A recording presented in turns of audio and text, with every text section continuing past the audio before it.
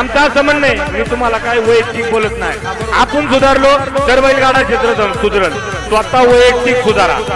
स्वतःने आपले बदल केले तर समोर बदल होणार आहे. म्हणून तुम्हाला मी म्हटलं ना की महान भारत केसरीच्या मैदानात वेगळा निकाल आणि राहण्याच्या मैदानात वेगळा निकाल. हे कुठं थांबलं तरी पाहिजे ना, ह्याला थांबलं पाहिजे. निंबाळकर सरांच्या गाडीला वेगळा नियम, आबांच्या गाडीला वेगळा नियम.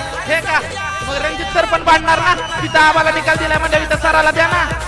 सराने काय गोडं मारलंय कुणाचं, सराने काय गोडं मारलंय. त्याच्यामुळे सगळ्यांना नियम सारखे द्यावा.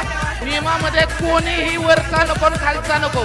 मग माझी गाडी लॉबी असेल तर मी मोठ्या मनानं जाईल. जर मी इथून पुढे संघटनेच्या विरोधात कधीतरी वागलो तर मला दोषी ठरवा.